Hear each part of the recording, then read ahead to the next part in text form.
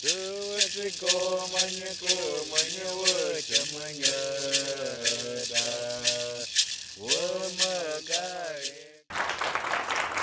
you so much. Good evening, everybody. Thank you for coming out tonight. My name is Koji Lau Ozawa. I'm currently a postdoc at UCLA, an incoming faculty member at UCLA starting this next academic year. And I've spent the last, I guess it's 12 years now, since 2013, researching the Gila River Incarceration Camp and working with the Gila River Indian Community here in the Cultural Resource Management Program on documenting the remains of Gila River Camp, which holds a lot of meaning for me and my family, where my family was incarcerated during World War II. My grandparents were at Gila, as was my aunt, and my uncle was born there. Today, I'm going to talk a little bit about the historical context, Japanese American incarceration, and then I'll go into a little bit about my methods. How do I learn about the past? And then I'm going to talk about life in the incarceration camp, and then how Japanese Americans worked on creating new relationships and maintaining relationships and social ties in the context of an incarceration camp. So Japanese American incarceration. For those of you less familiar, after December 7th, 1941, in February of 1942, Franklin Roosevelt signed Executive Order 9066. We just had last week the Day of Remembrance in the Japanese American community that's commemorated on February 19th of each year and commemorates the date that Roosevelt signed Executive Order 9066. And what that EO did was create an exclusion zone all along the West Coast, the western halves of Washington and Oregon, all of California, and about the bottom third of Arizona, all of the multicolored areas you see on this map. And everybody inside that exclusion zone was under the direction of the Western Defense Command and could be removed. They decided only to remove and mass all people of Japanese ancestry. So that included about 110,000 Japanese Americans, 2/3 of whom were US citizens. 10,000, it should actually be about 6,000 people were born in camp, and another several thousand folks from Hawaii, Peru, South America, and Central America were incarcerated in the United States. So overall, 125,284 people of Japanese ancestry were incarcerated in the US. It was governed by the War Relocation Authority, which was a civilian organization created just to administer the camps, and they operated from 1942 to 1946. The incarceration camps were really all across the US. There were over 70 sites of incarceration camps. These yellow dots on the left-hand side of the map in California, Oregon, and Washington were temporary detention facilities, and those were areas that people were transferred to immediately after removal while they were waiting for the main camps to be built. Mostly converted racetracks, fairgrounds, a lot of horse stalls were converted into living barracks. My grandmother remembers going from Pasadena, where our family was, to the Tulare Fairgrounds in Central California and being put into a horse stall where they waited for about 3 months while the main camps were being built. The 10 purpose-built incarceration camps across the US housed or imprisoned most of the Japanese Americans that went through the incarceration. 2 in California, Manzanar and Tule Lake, 2 in Arizona, Poston on the land of the Colorado River Indian Community, and Gila River here on the land of the Gila River Indian Community. Topaz in Utah, Minidoka in Idaho, Hart Mountain in Wyoming, Amachi in Colorado, and Jerome and Rower in Arkansas. Those are those sort of orange, burnt orange dots you see on the map. And then all the other dots, the blue, the black, the sort of indigo, those were all different government agencies, Department of Justice, as well as INS, and other sites of detention. They were used for different purposes. Many of them were used to imprison leaders in the Japanese American community that were put into separate camps, often business leaders, priests, faith leaders, anybody who was a martial arts instructor, went into these camps. And then two sort of red dots, one in northeast Arizona and one in southeast Utah, were citizen isolation centers, Moab in Utah and Loop in Arizona, that were used to detain so-called troublemakers from the camp. And they're really just these extrajudicial prisons. Moab was a converted citizen conservation corps, civilian conservation corps camp, and Loop was formerly a native boarding school. And in the audience, Davina Tuber is here from ASU, has been working with myself and some other colleagues on documenting the remains of that site. This is just an image on the left of the Tan Fran Detention Center as it was in 1942, very hastily constructed and built. And then you could see in 2018, it's a shopping mall. There's BJ's Brewery in the background and a small memorial in front. There's a larger memorial near the train station. But these detention facilities were really picked because they were large areas in close proximity to communities to put them in. People were given a few weeks to maximum a few months to prepare. Some people had as little as 7 days, where they were issued these exclusion orders. Each of those multicolored tiles was a zone that was determined by census that had about 1,000 Japanese Americans living in it. And they were given a exclusion order where they had to report to someplace. Here you can see it says the American Legion building in Santa Barbara. And these were civil control stations, often gymnasiums, churches, language schools, high school gymnasiums, American Legion halls, VFW halls. And these were the sites that people had to register before going to camp. They were tagged, literally given tags and numbers, often inoculated, and then sent on buses and trains to those assembly centers. So that's just a little bit of context about people all the way up into the moment of going to the incarceration camps. I'm going to step back from the history for a moment to talk about how do I learn about the past? How do I learn about this? Is it just through oral history or archival research? What are the methods involved? I'm an archaeologist by training.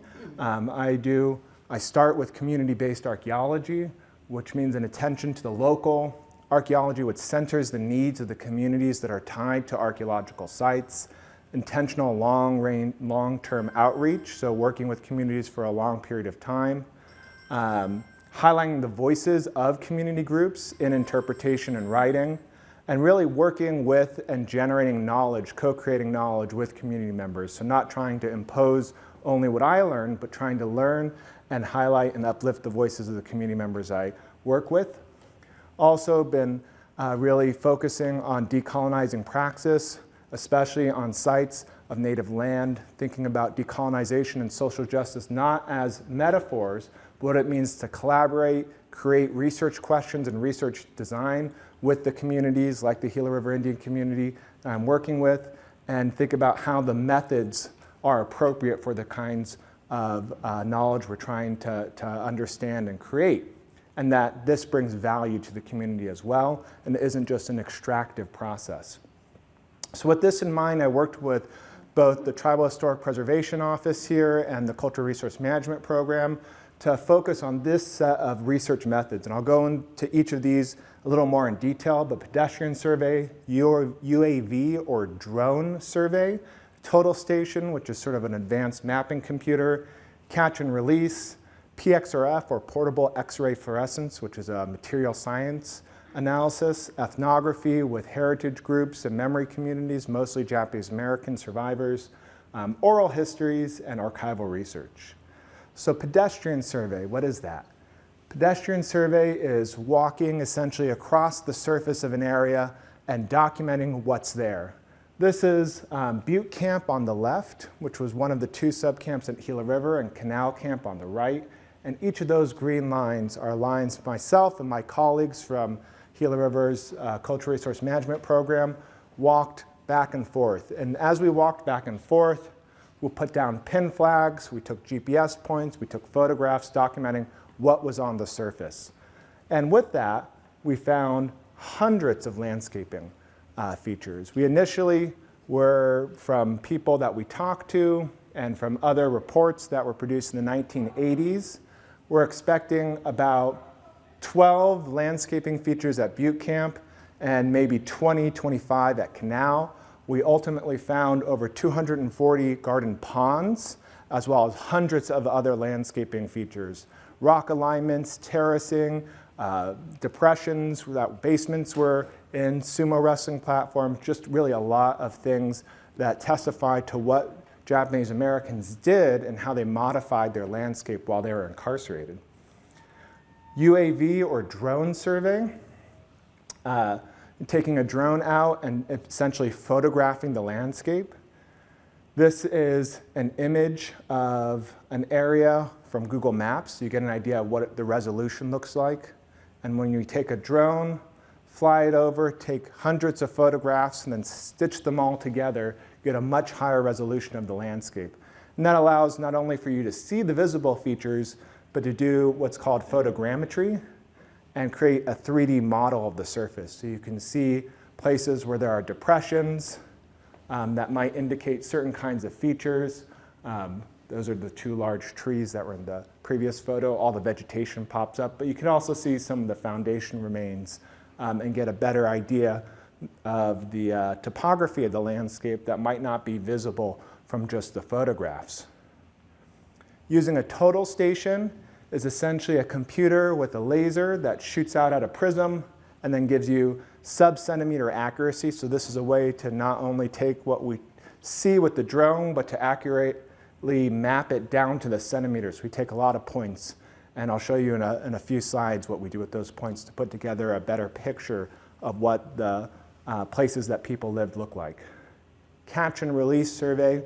This was a method of taking artifacts from trash deposits or artifacts that we find on site, analyzing them on site, and then returning them to where we found them. So in all of this analysis, nothing that myself and my colleagues did took anything permanently away.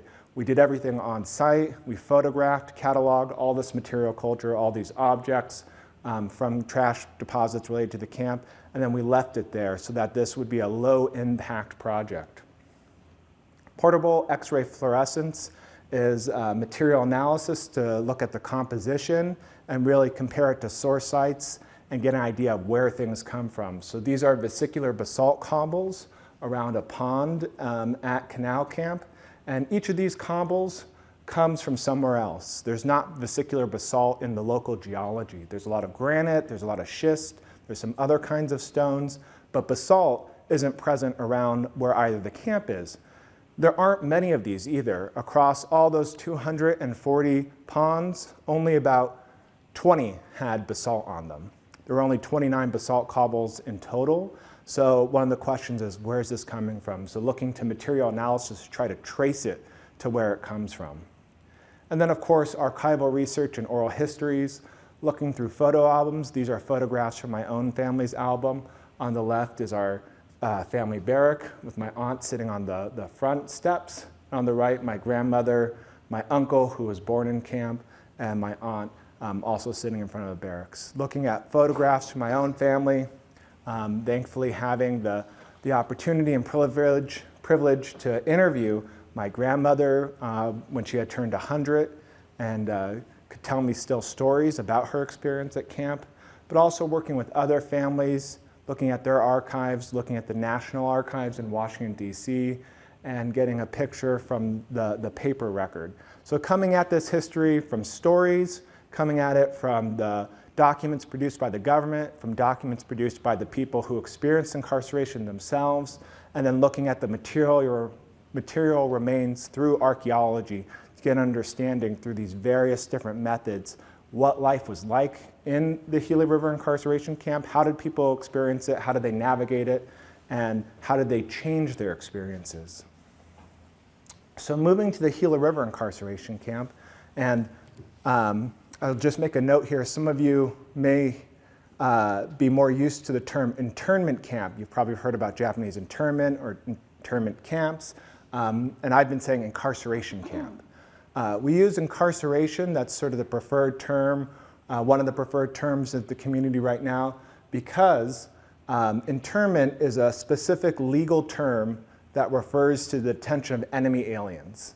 If you're not a US citizen during a time of war, you're put into an internment camp. Or a time of conflict, you're put in an internment camp. 2/3 of the people were US citizens. Most of the people who went to these camps were not enemy aliens. They were not declared prisoners of war. They were not subject to the Geneva Convention, all of which would have been true if these were actually internment camps. And so they really were prison camps. They are by definition concentration camps. But most people in the community use incarceration to describe what they are.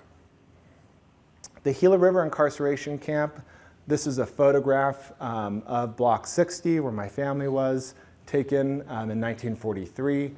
And you could see it was organized into a series of blocks. Each block had barracks, 14 barracks, a mess hall, rec hall, latrines, washrooms, ironing rooms. Those are those buildings down the center, the latrines, washrooms, and ironing rooms. And then all the other rows are barracks. It operated from 1942 to 1945. From California, most of the people incarcerated at Gila River came from Los Angeles, the Southern California coast, the Central Valley just south of Fresno, and then the East Bay area and the Sacramento Delta area. It incarcerated about 13,348 people at its peak. That was the maximum number of people who were there, not including military and administrative personnel, and had about 16,000 people pass through it and incarcerated at various times. As other camps closed, some were transferred to Gila River as well. It was considered the 4th largest city in Arizona during its operation. Phoenix, Tucson, Poston on the Colorado River Indian Community Reservation, and then Gila River here was the largest cities in Arizona by population. So a huge, really, city that springs up here during the time of its operation. It was divided into 2 camps.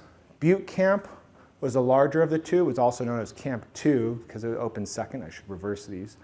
And it had residential blocks, a school, community services, warehouses. There was a camouflage net factory where people could work to make nets that were used during the war, and a hospital in the northern section. It had about 8,500 people. Canal Camp, also known as Camp 1, had about 4,000 people or 4,500. Similarly, residential blocks, recreation blocks, schools, community services, a much smaller hospital area, and then it also had a military base where guards that surrounded the edge of the camps would stay. Inside of the camp, there were numerous types of jobs and occupations. You could work in camp for money. There were various operations in addition to the camouflage net factory. There was a model ship factory where they made model ships for US pilots to practice for bombing missions. There was a dairy farm. There was quite a bit of agriculture. There were toy loans. My grandmother started a toy loan, which was like a toy library at camp that she helped to operate. There was a vegetable dehydration plant, a tofu factory. There were quite a lot of different kinds of occupations. The pay was between $12 and $16. On the lower end, a month. If you were unskilled labor, you had $12 a month in wages for, let's say, farm work. If you were a skilled laborer, like a doctor, you would get up to $16. So very low wages. Those are substandard. Even when you adjust for inflation, $12 a month is much lower than the standard wages at the time. People also pursued a variety of cultural activities like mochitsuki, which is an activity that we do at New Year's in the Japanese American community. You could see these are all from Gila River. Folks took a barrel, I think they lined it with concrete on the inside and made an usu, which is a kind of mortar, and then they're pounding it with mallets. They take rice that they've steamed, pound it, and create these sort of spongy or sticky rice cakes. Very traditional, very classic New Year's thing to do within the Japanese American community. They did things like sumo wrestling and sports. Baseball was extremely popular, as I'm sure Bill Staples up there in the corner can tell folks about, a historian of baseball. But also sports like judo and sumo wrestling were very popular. And in fact, sumo was so popular that they made numerous sumo wrestling mounds. So you could kind of see the squares in these, and I'll focus on one. You could see the outline of a square here, where right here in the center, and the faint outlines of a circle there. And this was a large 20-foot by 20-foot mound, earthen mound, that people did sumo wrestling on. There were at least 2 sumo platforms at Canal Camp and at least 2 at Butte Camp. They had a large sumo wrestling league. Here is a photograph of Gila River in color, one of the few rare color photographs of Gila. I always like to show it because I'm used to seeing these in black and white, and it looks very, very past, but I think looking at the color photographs from the time sort of brings it to light a little bit more. The barracks, Gila was the only camp to have white walls on the barracks and red roofs. Most of the other camps had black tar paper on the wall. So it's very distinctive when you get to see it. And there were also lots of different health impacts that coming and being incarcerated at Gila River had. Beyond just being incarcerated in a space, being in prison, losing all of your things, there were environmental impacts. Gila River, as some of you are probably very well aware, is a site that's endemic for valley fever or coccidioides, a fungal soil-borne disease that gets into your lungs. It can cause rashes, difficulty breathing. It can cause spinal meningitis, and in some cases death. At least 2 people died from valley fever. And it was very prevalent at the time. There were dozens upon dozens, if not hundreds of people who were getting sick with valley fever within their first months of being incarcerated at Gila River. People were distrustful of the hospitals. They're coming into the camp, they've been forcibly removed from their homes, and they're getting sick, and they don't trust the hospitals, so they're staying at home. Some people are concerned that it's tuberculosis because Gila River was selected as a tuberculosis ward site, and there was a lot of cultural taboo around TB in the community at the time, so people were hiding it, and so people were staying home and getting really, really sick from valley fever. Most of the people in California, with the exception of those who were in the Central Valley, hadn't been exposed to this before, and being exposed for the first time as adults had these really severe health impacts.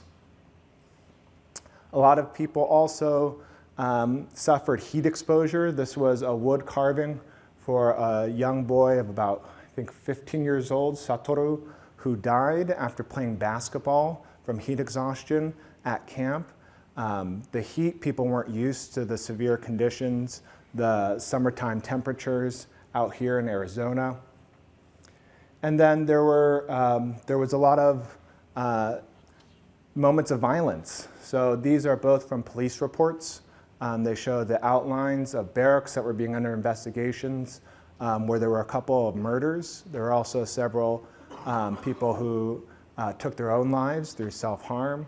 And so the impact of the camp was really, I often try to focus on the resiliency and the beauty that people brought to camp, and I'll talk about the gardens in a second. But I wanted to talk about this part of the aspect of camp life as well, that people were exposed to conditions that they weren't used to. It caused a lot of physical precarity, and then there were a lot of psychological impacts and violence that people were exposed to in the space of an incarceration camp. I think taking people and putting them into an incarceration camp or any camp, if we talk about refugee camps, prison camps, relocation camps, these types of environments often exacerbate these trends and proximities and violence. So how did people react to this space? What did they do once they got to this camp? They had lost things, they were exposed to an environment they weren't used to. One of the first things that people did within the first 4 months was plant gardens. This is a photograph of my family's barrack, and you can see these large castor bean plants in front. They planted things like castor beans for shade to act as windbreaks. There were really terrible dust storms. I mean, there are always dust storms out at certain times of the year, but because they cleared off all the vegetation from the surface of the camp area when they built Gila River, they had all this loose dust. So when there was a dust storm, it was really intensified. Planting gardens, taking up the loose topsoil, creating windbreaks helped decrease the severity of the storms and also helped cool down some of the barracks.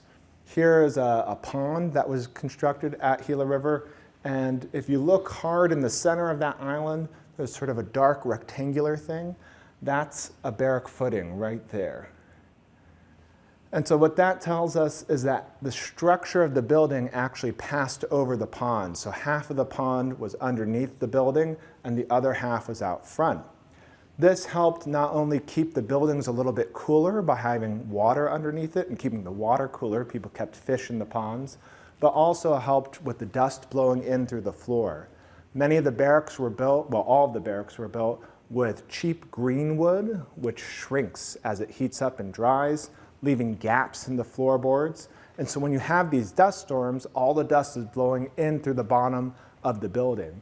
By putting ponds underneath it, taking up that loose soil, keeping it moist, people are actually helping to decrease all of that coming into their barracks. So these gardens had aesthetic qualities. They were beautiful. They created these expressions of beauty and identity, but they also had practical elements to them as well, as they helped to negate some of the more intensive environmental factors.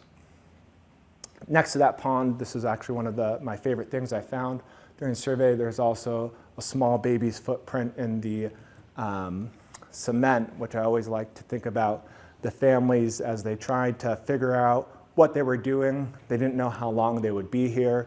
They did things like put a footprint into the cement like one would do in their backyard.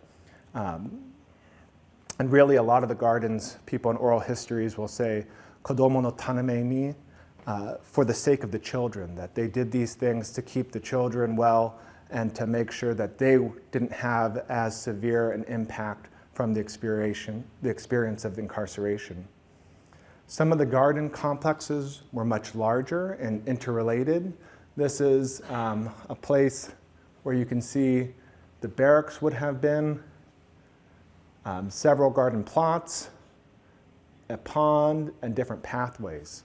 So some of the ponds show areas where people segmented off, created their own yards, had their own sort of front yard or backyard, and some show across this barrack where there would have been 4 separate apartments, each apartment having a family of 4 to 6 people in a 20-foot by 25-foot room, had to coordinate together to create these landscaping spaces. So they show a lot of cooperation in some areas where people are creating community within the context of the camp.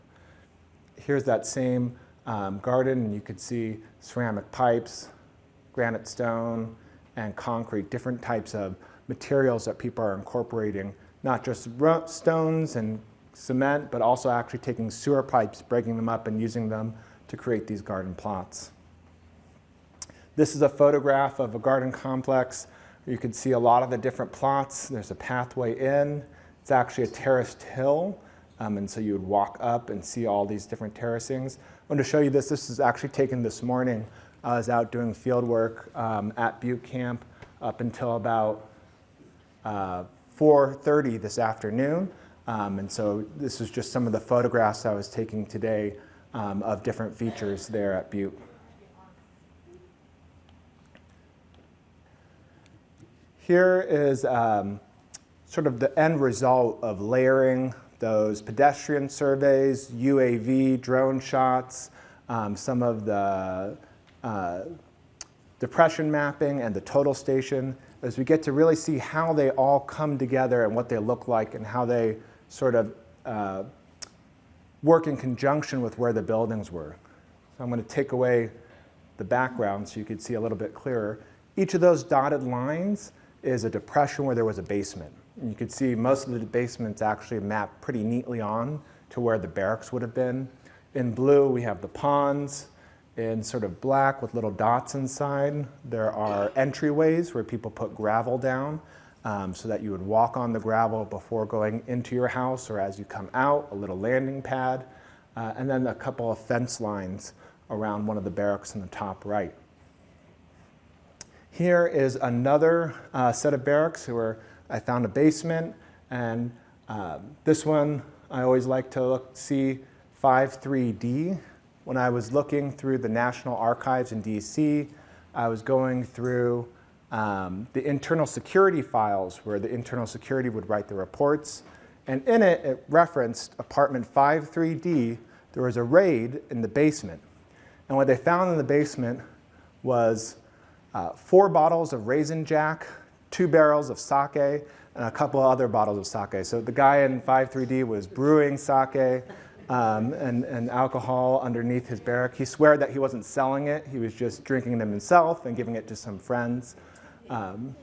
But people did a lot of different things in the basements. Some people brewed alcohol. Some people gambled. A couple of the basements in this block over here had busts for gambling rings. Old men were playing cards underneath them. And some people just went down there because it was cooler. You know, it's hot in the summertime. You dig down into the ground. The temperature drops a little bit. It's a little bit more privacy in these spaces where you have 5 to 6 people crammed inside, and the room dividers don't even go all the way up to the ceiling. Having a basement can give you a little bit more privacy than you normally get. The basements, some were about 4 to 5 feet deep. They're pretty extensive, and the buildings themselves are lifted 12 to 18 inches off the ground. So you could stand up inside. So they're pretty extensive, and a couple of them actually have concrete stairways going down into them. Pretty elaborate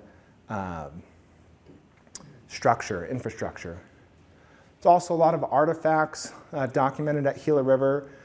Just a few of the different themes in terms of healthcare.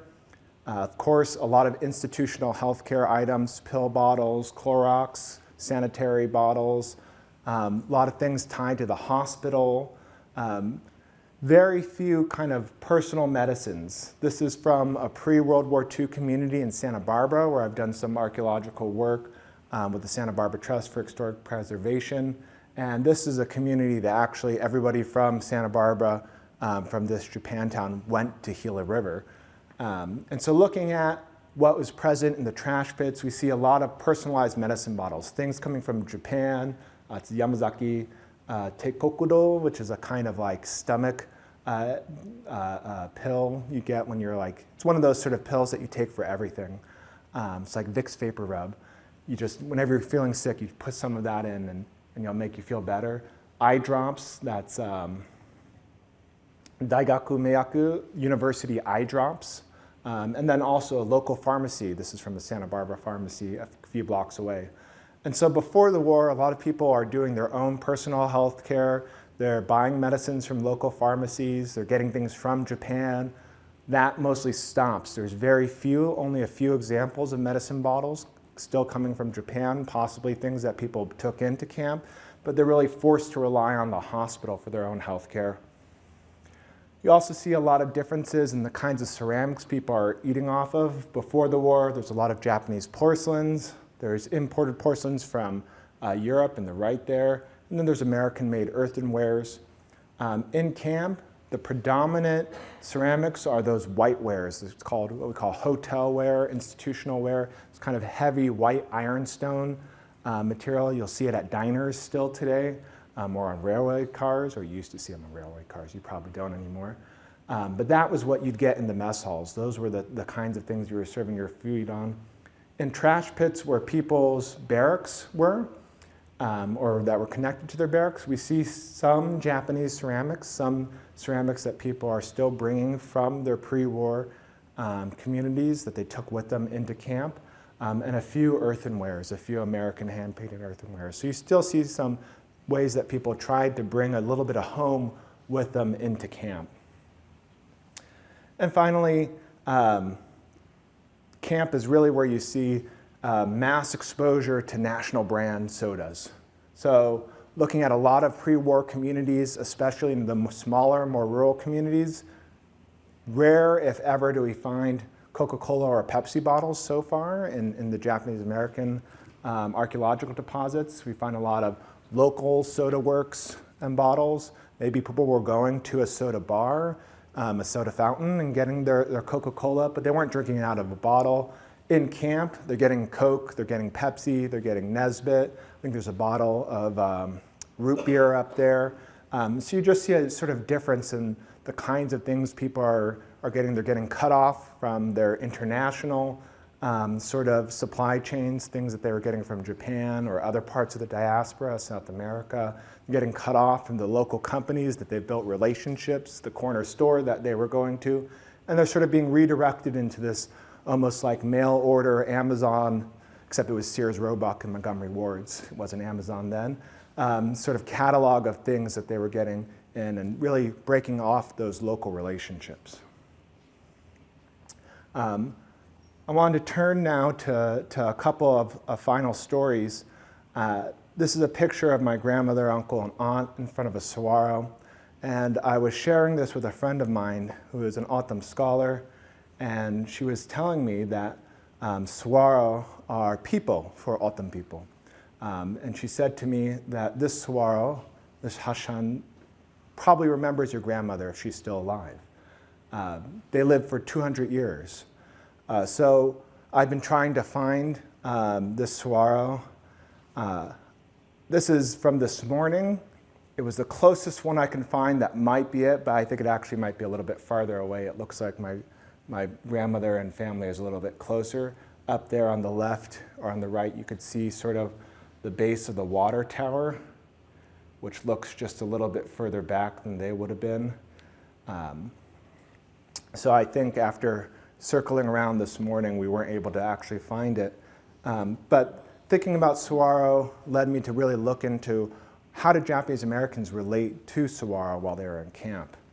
A lot of people took pictures with them. Many family photographs are folks in front of saguaro. Some people painted them. I think one of these paintings is from a friend and colleague of mine, Hana Maruyama's grandfather. I think there might be another example of the painting in the exhibit here. There's archaeological features that are built around saguaro. People built gardens around them. And here is a poem by a high school student from Gila River named Kimi Nagata that was Be Like a Cactus. People drew inspiration.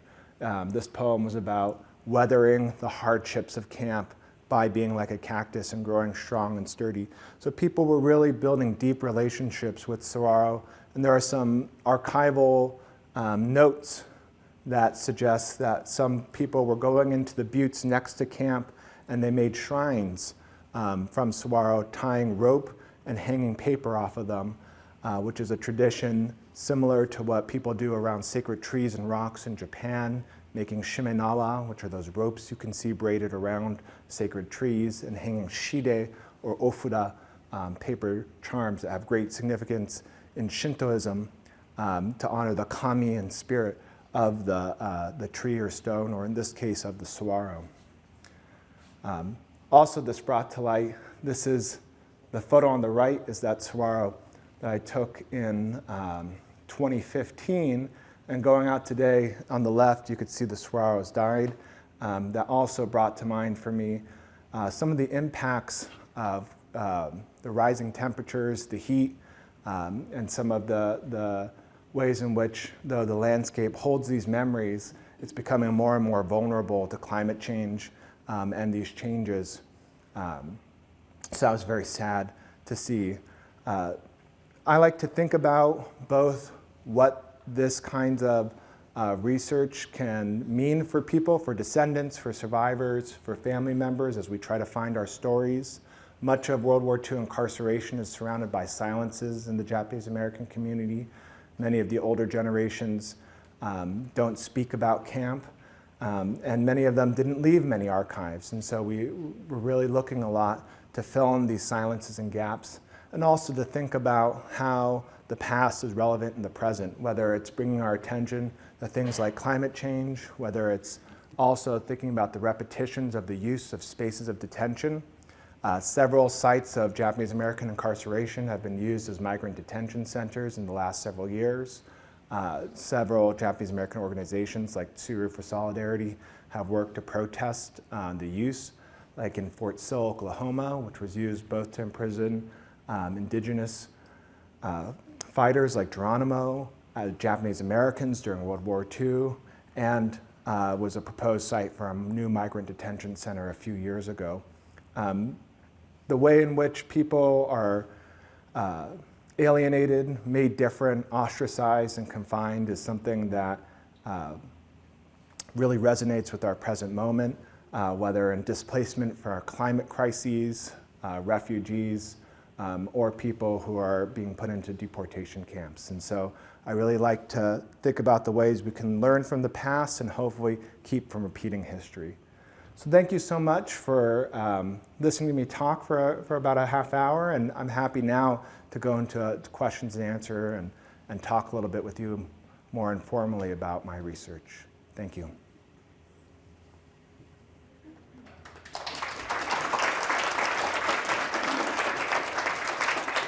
If you have any questions, please just raise your hand. Did they dig up their own basements? So yes, people dug their own basements. They were actually not technically allowed to make basements. There were camp regulations. People were afraid of the walls collapsing. It was like a health and safety violation. But as you could see from some of those maps, people did it themselves, and that's why there's also a big range. Some basements are a little bit shallow, they're just sort of dugouts. Some had like concrete infrastructure where somebody got concrete, shorted up, made steps going into it, made a little entryway. But people did that by themselves, and so it was really a DIY effort. What did they do when they died? Yeah. So there was space originally set aside for a cemetery at Gila River, and several of the camps did have cemeteries. Manzanar had a cemetery, for instance, in Eastern California. But looking at both from doing the archaeological surveys and the archival records, the best I can tell, and talking to people from oral histories, is that nobody was actually buried at Gila River from the Japanese American incarceration camp.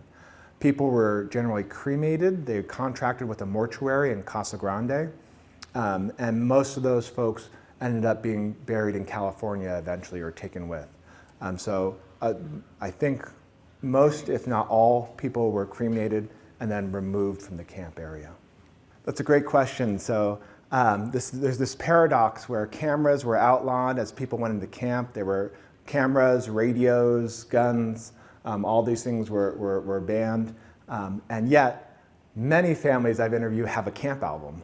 A lot of people have photographs. So during the duration of the camp from 1942 to 1945, you start to see some of the restrictions lessen. And so especially after the loyalty questionnaire, which I didn't really get into in the presentation. In 1943, the War Relocation Authority wanted to start really accelerating the movement of people from camp to resettle somewhere in the United States. They weren't allowed to come back to the West Coast, so you couldn't go home to California, but you could leave if you had a work permit to go somewhere else. A lot of folks, like my family, went to Cleveland. A lot of folks went to Chicago. A lot of folks went to New Jersey, Seabrook Farms, to find jobs in industrial and agricultural projects. They also wanted to recruit people to serve in the military. So what they did was they developed a 28-question loyalty questionnaire that asked you all these different things about your life. Originally, they planned to score it, and it was kind of this bizarre scoring system where it was like, subscribes to Time magazine, +1. Subscribes to Japanese language magazine, -3. Does baseball, +2. Does kendo or judo, -6. So there's this like calculus. They ended up abandoning that because it was getting a little too complicated. But questions 27 and 28 were the most controversial. 27 asked if you would serve in the military in the United States, and 28 asked if you would forswear all loyalty to the Emperor of Japan and only allegiance to America. For Issei, the first generation folks who were immigrants from Japan, this would mean that they would essentially become stateless persons. They weren't allowed legally to naturalize, to become a US citizen, until 1954.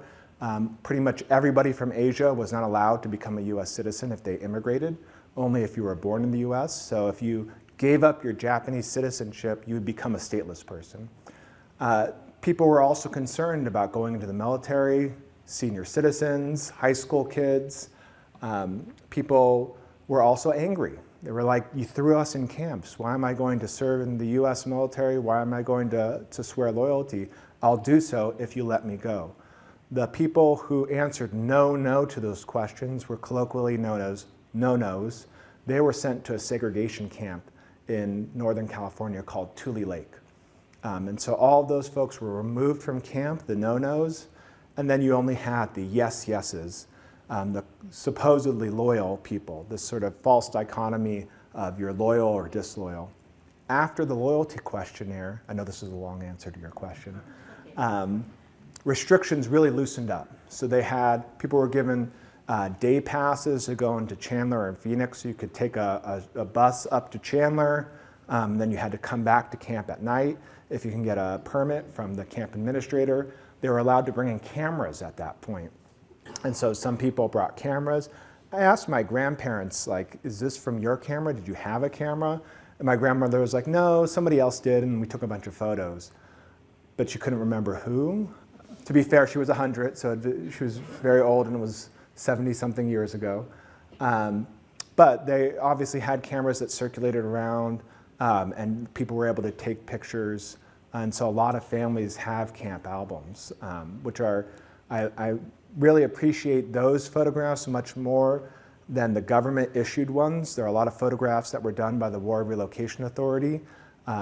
They also show different parts of camp life, but they're a little propagandistic. And they also tended to not show things like suffering, tended to not show some of the cultural expressions. And so there's very different perspectives that government photos and the personal family photos give. Yes? Whatever became of the no-nos? So the no-nos get segregated to Tule Lake in Northern California. And there's people from all 10 other camps that go there. Several thousand of them then go through what they called a repatriation program. I think it was like just over 5,000 go through this, where they agree to give up their US citizenship and be repatriated to Japan. It turns out, legally you can't do that. The government can't say, give up your citizenship and be self-deport.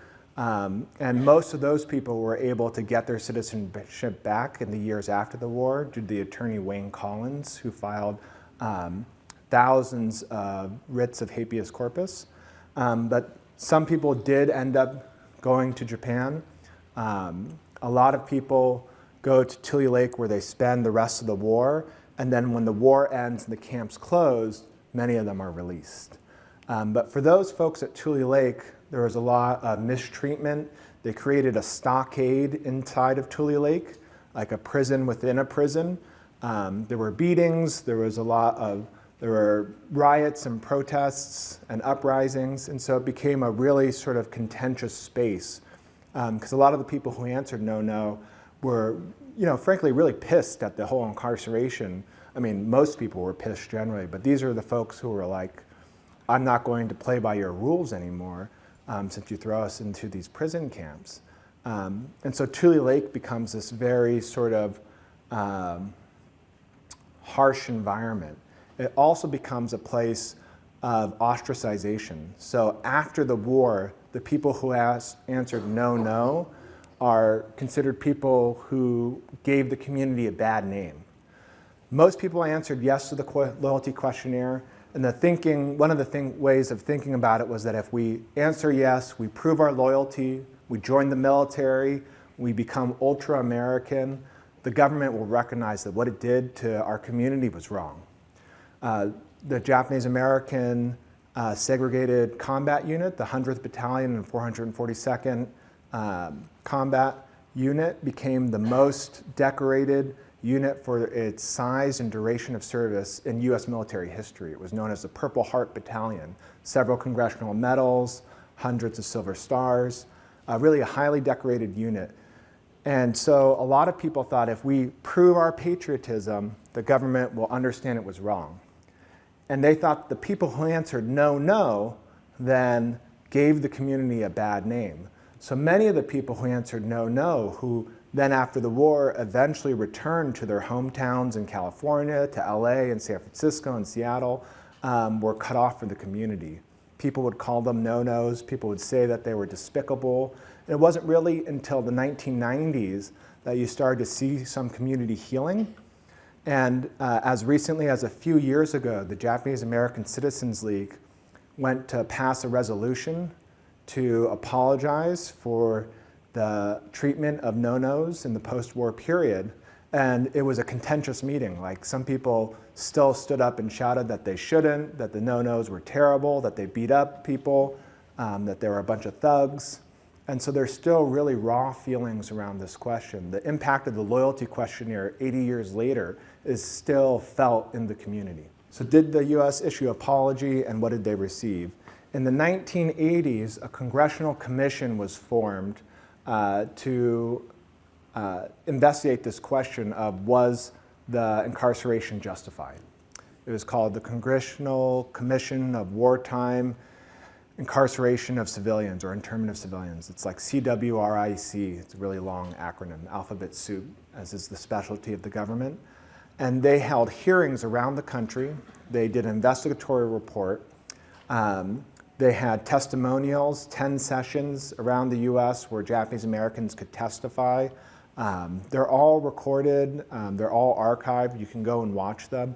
They're really powerful and actually like very emotional and tragic testimonies.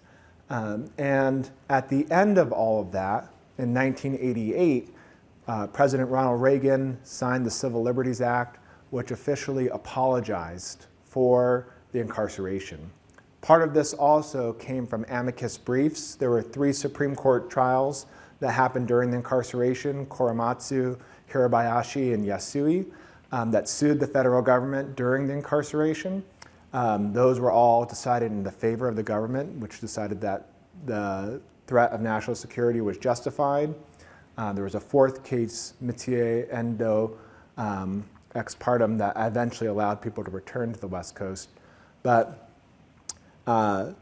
2 historians, Peter Irons and Aiko Herzig Yoshinaga, found that the government, the US government, actually falsified some of its records on the threat of the Japanese American community. The Western Defense Command was pushing for the incarceration. They said that it was this national security threat. You couldn't determine the loyalty of Japanese Americans. This is wartime. Pearl Harbor just happened. Don't mind that we don't put anybody in Hawaii into camps where Pearl Harbor actually happened. All of those Japanese Americans are still out because it would crash the economy, but the people on the West Coast should go into camp. The Supreme Court trial happens and they present all this evidence. Well, there was an earlier report where they found actually the security threat was pretty overblown. There wasn't a big mass sabotage effort, but they destroyed most of the copies except for one. And it was found in the archives, and it launched this coram nobis case, this reassessment of the Supreme Court rulings. And this led to that congressional committee and eventually that apology in 1988 with the Civil Liberties Act. Each surviving member who was in the incarceration camp, every person who was in camp and still alive by that time was issued a check for $20,000 in redress for this. Now, about, I think, as many as 1/3 of the people who were in camp had already died by that point. And in particular, the Issei, the older generation, the folks who had businesses, who had lost them in the 40s, they got pretty much no reparations. When they left camp, immediately at the time, you were given about $20 and a train ticket to wherever you were going. And that was what you left camp with after 3 years in prison. In '88, many people said the apology was more meaningful to them than the $20,000. Some people tore up their checks. Some people, of course, cashed them. Some people donated them. So there were a lot of reactions, a lot of feelings around that. But that was the apology and redress that happened in the late '80s and early '90s.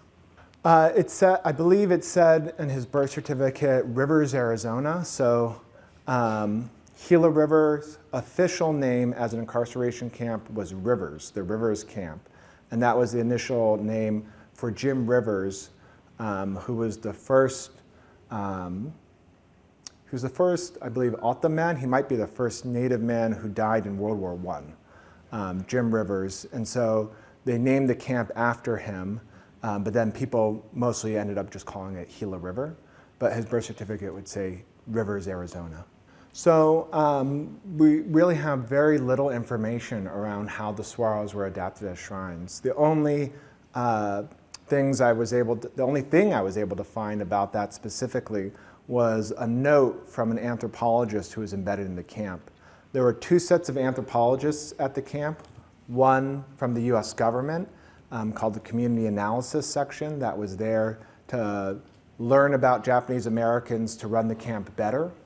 And the second set was from University of California, which sent anthropologists out to several of the camps to understand the impact of mass migration on a minority population, because universities can never resist the chance for a good study.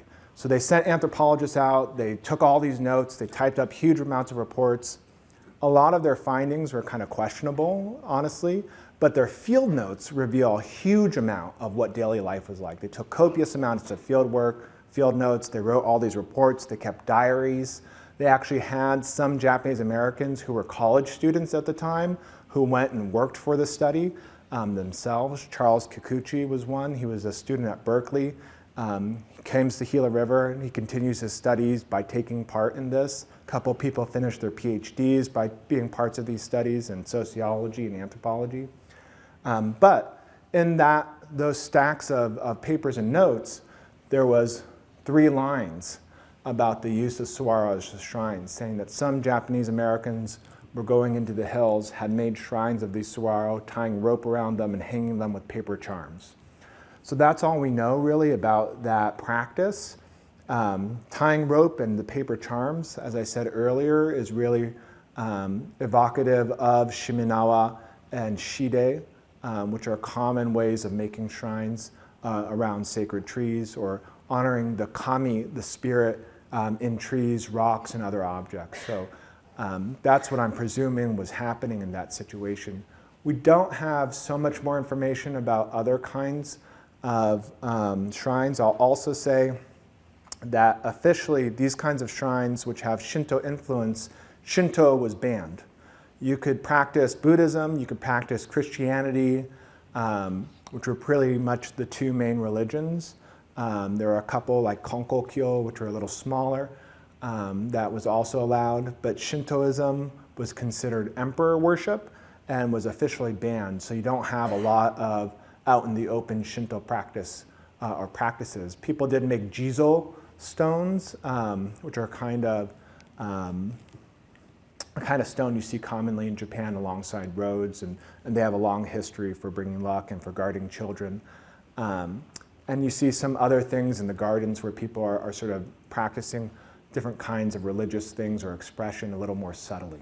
That's a great question. So I should have put it in the slide. I have a photograph in it.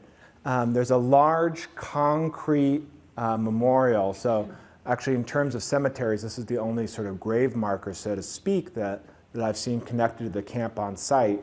It's just south of Butte Camp, and it's to a dog. It's like this tall. It's like seriously big.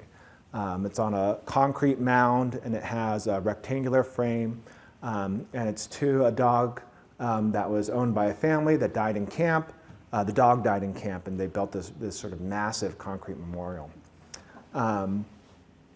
It could be considered a shrine. I'd say that it's probably more of a Western Christian tradition than a Shinto tradition. Yeah, so it does have Japanese writing. The Japanese says the dog's name, and it says it was a really good dog and well-loved. And so it's a very sweet and actually unique monument. So no other place have I seen anything like that, actually, in any of the other camps. They do have memorials and markers, but there's not one that I've seen that's to a dog, which I think is actually pretty special. And yeah, and it's pretty unique. I haven't been able to find more information about the people who built it, which I'd love to know more about them and their dog and why they chose to sort of honor it in this monumental way. Yeah, that's a great question. So the question was about the barracks that then go to tribal members after the camp was built. And that's what we called it as the family. We said the barracks. They called it the barracks. That was the name for it. Wow. Is it still standing or? No, but we have an area where it is. Wow. So there's a couple other people I've met who have also told me about family members who've grown up in these barracks. There are a few around, still around Gila River. Initially, when the camp was being built, the federal government did not get permission from the Gila River Indian Community government. They got permission from the superintendent, Robinson. They asked the tribal government for permission, and the tribal government initially voted no. They asked 2 more times, the tribal government said no. They asked a final time. By this point, the camp was built. People had moved in, thousands of people had already arrived, and essentially the federal government said, and the superintendent at the time said, you could either enter into a lease agreement and we pay you something, or you cannot and it's still going to be here. On that final vote, narrowly passed the government and entered in a memorandum of understanding. Part of this MOU was that they would lease the land for a certain amount, about 6,600 acres. They would improve 8,000 acres of desert land into farming agricultural land. The 6,600 acres was on the South Side Canal, and it was already, it was a huge alfalfa field. It was being used as agriculture after the San Carlos irrigation project in the 1920s. Water had started coming back to the reservation, and they were farming this large area. The government also said it would build a couple of roads and that it would contribute to improvements of infrastructure on the reservation. The tribe understood that last part, the government, as many of the barracks and other parts of infrastructure would go to community members. Come around to 1945, that 8,000 acres of land doesn't get improved. The government argues that it didn't rain as much as they thought it would, so they weren't really liable for that. That gets decided out in court up until the 1970s. They were supposed to remove everything. They obviously did not. That's why I can do archaeology out there, because they left most of the foundations there. They did not build the roads that they said they were. And as the camp closes, instead of giving the buildings to community members, they end up selling them at auction, mostly to returning veterans. There is a housing shortage. Most of the buildings end up going up into Chandler, Mesa, Phoenix. Some of them, I believe, are still around. The Chandler Museum has been working on identifying them. They think they have a list, and buildings that are sort of shored up but are originally those barracks. And then some get bought by community members. So folks, from what I understand, paid for them and purchased them rather than being given. And so then there was a series of lawsuits that were eventually decided in the late 70s, and the government paid a sum to the community as a result of that. Thank you all so much.